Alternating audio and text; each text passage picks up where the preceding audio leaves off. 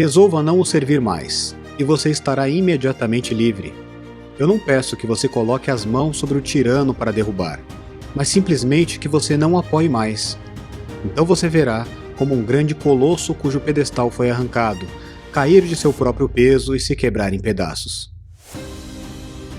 É incrível como, logo que um povo se submete, cai prontamente no esquecimento tão completo de sua liberdade que dificilmente pode ser despertado a ponto de recuperar, obedecendo tão fácil e voluntariamente que se é levado a dizer que esse povo não perdeu tanto sua liberdade quanto ganhou sua escravidão.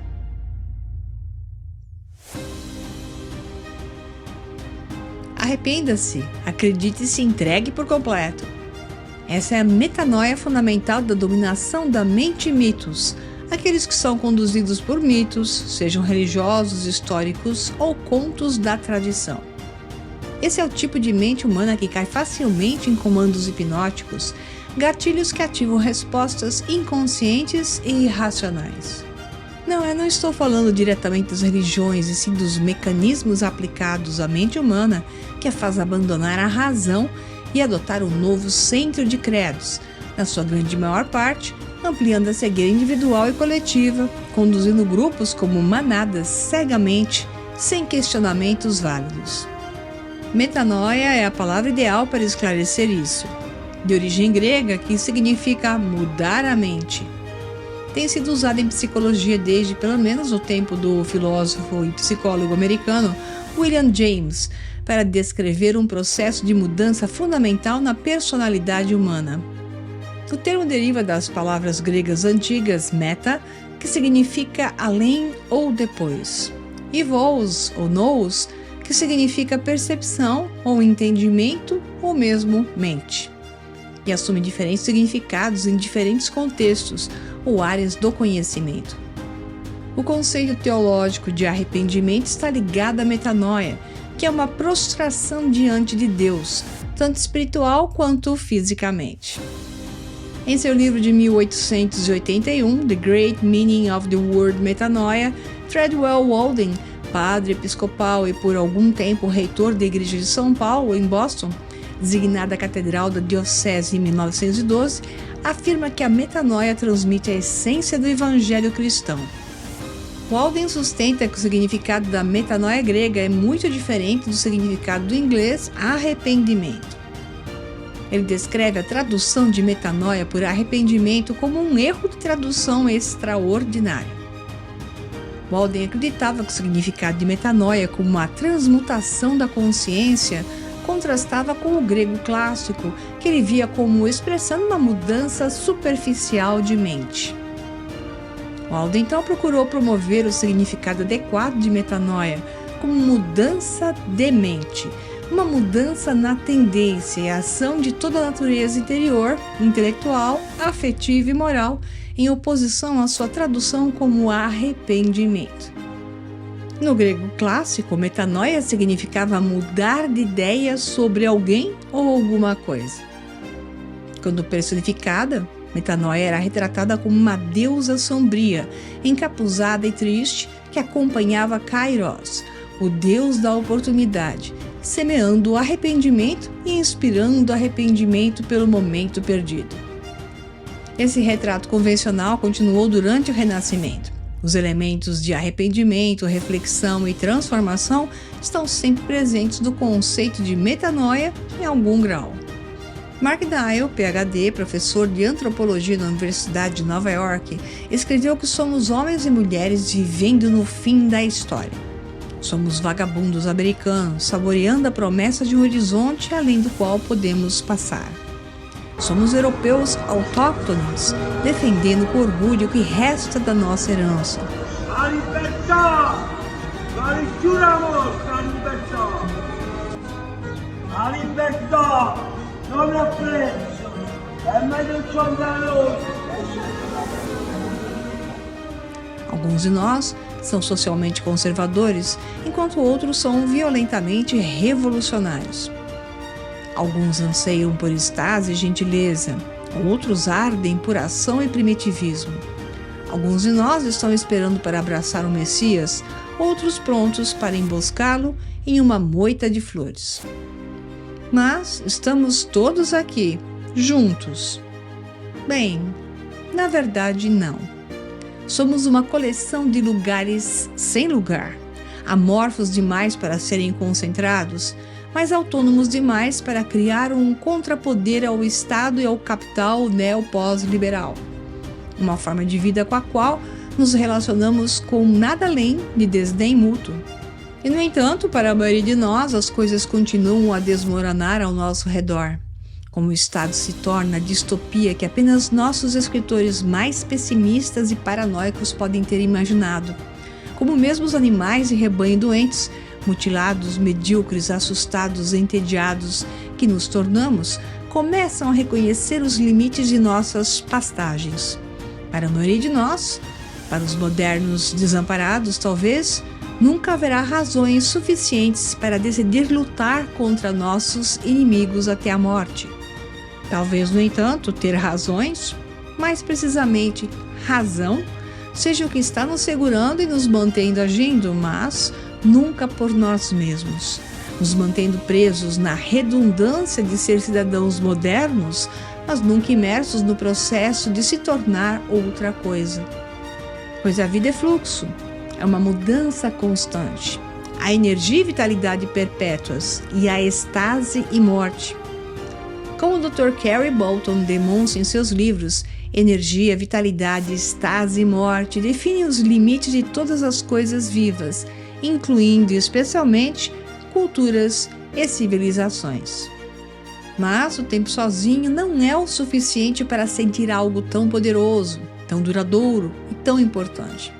Não temos tanto para que o julgamento sombrio e espúrio das forças objetivas por si só haja para derrotar o que morremos para criar, pois o tempo recebe uma ajuda da fraqueza humana, perfídia, ganância e retidão.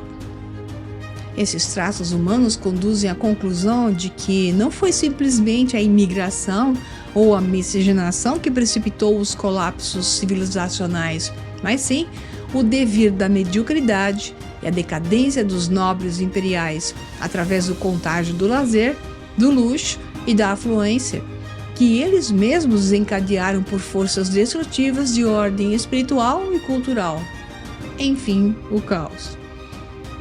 Mas enquanto as fronteiras são uma coisa, os potenciais e o fato de realmente viver a morte da civilização são outra. As coisas desmoronam, mas raramente o fazem por vontade própria. E é aí que entramos. O nexo é o indivíduo, seu potencial genético, histórico, situacional, em suma, epigenético, como herdeiros e garantidores de tudo que o Ocidente foi e, infelizmente, agora se tornou. À medida que a civilização ocidental continua a confirmar a visão dos pensadores antigos e contramodernos do nascimento e morte civilizacionais, sim, diz Spengler, estamos de fato condenados. E à medida que nos tornamos especialistas em vida distópica, enquanto respiramos o ar carregado de mediocridade, vulgaridade e ignomínia de nossa fraqueza diante da morte por asfixia, perguntamos: o que devemos fazer? O indivíduo, mesmo como um coletivo metafísico, não é apenas uma engrenagem, mas também uma chave potencial lançada na roda do inevitável. Temos possibilidades muito além daquelas que nos são dadas por nossa situação atual. Se escolhermos a submissão, que assim seja. Deixaremos ao futuro a liberdade de viver e pensar como porcos. Mas se escolhermos lutar, então a diversão está apenas começando. Quem e pelo que nós lutamos nesse momento? Fortalecemos nossos inimigos hoje para acelerar a queda amanhã? Enfraquecemos nossos inimigos para evitar o inevitável? Vamos empurrar o colapso então, ajudando uma criatura já terminal a passar? Sua vida já está super determinada e organizada nesse momento por nossos inimigos. Não começamos com nada, mas com tudo. E a incessante sobrecodificação e canalização do Estado que regula nossas potencialidades. Portanto, devemos nos perguntar, enquanto nos sentamos no crepúsculo de uma civilização em extinção, testemunhada como o zumbido bruxuleante de uma televisão, uma tela de computador, com a cabeça vazia em mãos cativas.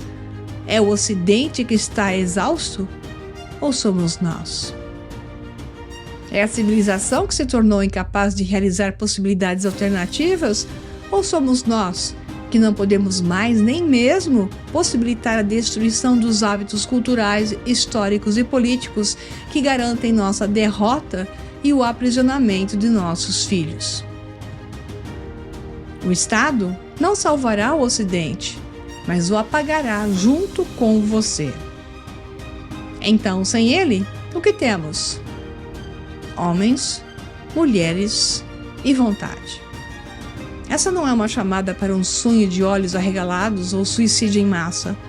Isso não é romântico nem pretensioso. Em vez disso, é um arauto para começar a criar uma ontologia, uma nova maneira de viver e pensar a vida, e reconhecer que nossos corpos, seus ritmos, pensamentos, funções e habilidades são os campos sobre os quais as batalhas finais serão travadas. Estamos aqui desde o início.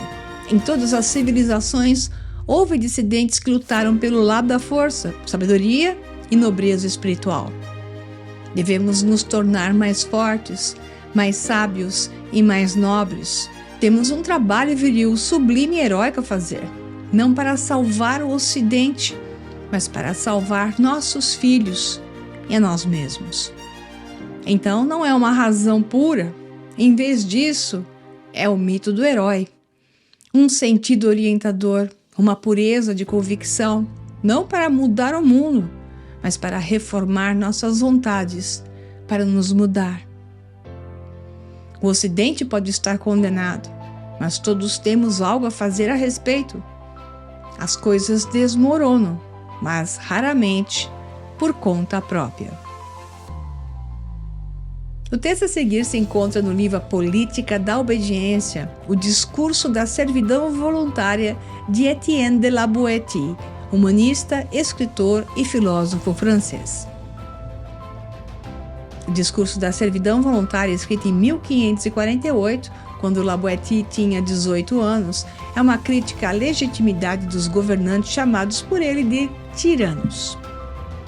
La Boétie explica de que maneira os povos podem se submeter voluntariamente ao governo de um só homem. Em primeiro lugar, pelo hábito, uma vez que quem está acostumado à servidão tende a não questionar pela religião e pela superstição que se cria em torno da figura do líder. No entanto, não são apenas esses dois métodos os elementos necessários para criar a servidão voluntária. O segredo da dominação consiste em envolver o dominado na própria estrutura da dominação, a saber, uma pirâmide de poder. O tirano domina meia dúzia, essa meia dúzia domina 600, esses 600 dominam 6.000 e abaixo desses 6.000 vêm todos os outros. Para dominar a meia dúzia, ou seja, os seus cortesãos, o tirano lhes atira migalhas e estes gratos aceitam a submissão. Essa estrutura de domínio é repetida, então, nos demais níveis. A meia dúzia em relação aos 600, os 600 em relação aos 6.000, os 6.000 em relação a todos os outros. O autor quer levar seus leitores a refletir sobre uma questão que está na base da política, o motivo que leva as pessoas a obedecerem. Concretamente, o que está por trás dessa questão é entender a causa que pode levar uma pessoa a renunciar à sua própria liberdade, já que para obter, o homem precisa apenas a desejar. Assim, a servidão voluntária em La Boétie se refere à perda do desejo da liberdade, uma vez que os homens, enquanto neles houver algo de humano, só se deixam subjugar se forem forçados ou enganados. Para ele é possível que os homens percam a liberdade pela força, mas o que surpreende é o fato de não lutarem para a reconquistar. No livro são descritos 3 tipos de tiranos: os que chegam ao poder pela eleição do povo, pela força ou pela sucessão. Mas, independentemente da forma como o tirano tenha chegado ao poder, o que intriga é o fato de as pessoas continuarem a obedecer, mesmo quando prejudicadas por ele. Pobres, miseráveis e estúpidos criam nações determinadas pelo seu próprio infortúnio e cegas em relação ao seu próprio bem. Vocês se deixam privar diante de seus próprios olhos da melhor parte de suas receitas. Seus campos são saqueados, suas casas roubadas, suas heranças familiares roubadas. Vocês vivem de tal maneira que não pode reivindicar uma única coisa como sua. E parece que vocês se consideram sortudos por terem emprestado suas propriedades, suas famílias, as suas próprias vidas.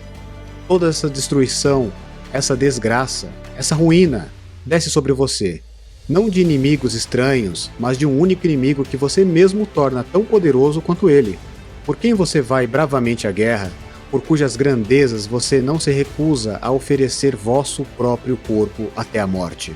Onde ele conseguiria olhos suficientes para espionar você se você não os fornecer? Os pés que pisam suas cidades, de onde ele os tira se não são seus? Como ele tem algum poder sobre você, exceto através de você? Como ele ousaria atacar você se não tivesse sua cooperação? O que ele poderia fazer com vocês se vocês mesmos não fossem coniventes com os ladrões que os saqueiam? Se vocês não fossem cúmplices dos assassinos que os matam? Se vocês não fossem traidores de si mesmo? Vocês semeiam para que eles os destruam. Erguem suas casas para lhe dar bens para saquear. Você cria suas filhas para que eles possam satisfazer suas luxúrias.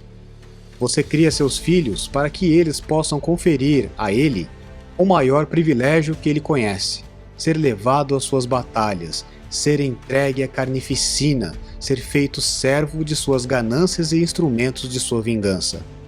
Vocês entregam seus corpos aos trabalhos duros para que eles possam se entregar aos deleites e chafurdarem seus prazeres imundos.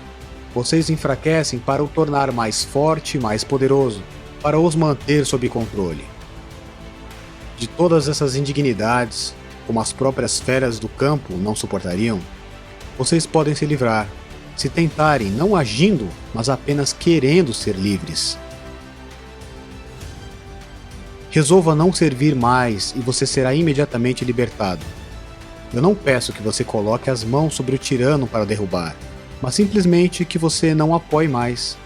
Então você o verá como um grande colosso cujo pedestal foi arrancado, cair de seu próprio peso e quebrar em pedaços. Pois é, estamos próximos às eleições para supostamente decidir sobre os novos políticos que obedecerão às vontades dos senhores do poder mundial, da nova ordem mundial, que a cada dia assume oficialmente mais poder sobre nós. Para que você possa despertar e estar preparado e ter uma visão mais clara do que está acontecendo no Brasil e no mundo, entendendo melhor o que fazer, eu preparei uma série de 4 aulas totalmente gratuitas, onde muito do que você necessita saber te será revelado. Conheça agora o conteúdo dessas 4 incríveis, reveladoras e transformadoras aulas. Aula 1 de 4. A metanoia para a transcendência. Nesta primeira aula será utilizado a série HBO Westworld, especialmente em sua última temporada, para fazermos os paralelos necessários sobre a situação atual e futura da humanidade. Há uma saída? Porque as massas estão cegas e se recusam a enxergar o que está acontecendo? Como alterar o nosso destino? Aula 2 de 4. A evolução da terceira via autoritária. Nesta segunda aula conheceremos o surgimento do plano para a implementação da corporação transnacional, implementando o autoritarismo e o totalitarismo, simulando posições entre a democracia e o fascismo. Qual o plano em ação e o que podemos fazer para impedir? Aula 3 de 4. A ilusão do novo nacionalismo. Como o populismo e a teocracia iludem como forma de oposição ao globalismo. Entenda a nova ordem política que será implementada se não fizermos algo a respeito. Aula 4 de 4. Como impedir o fim da era da abundância. Há poucos dias o presidente Emmanuel Macron pronunciou um sombrio aviso. O que estamos vivendo atualmente é uma espécie de grande ponto de inflexão ou uma grande agitação. Estamos vivendo o fim do que poderia ter parecido uma era de abundância. O fim da abundância de produtos de tecnologia que pareciam estar sempre disponíveis. O fim da abundância da terra e materiais, incluindo a água. Nas palavras do filósofo argelino francês Albert Camus, houve muitas pragas no mundo, pois houve guerras. Mas pragas e guerras sempre encontram pessoas igualmente despreparadas. Eu estou certa de que você já se deu conta do quanto este conhecimento é fundamental nesse momento. E para não perder nenhuma dessas aulas, se inscreva no link sinalizado que eu te enviarei todas as informações por e-mail. Te encontro nas aulas.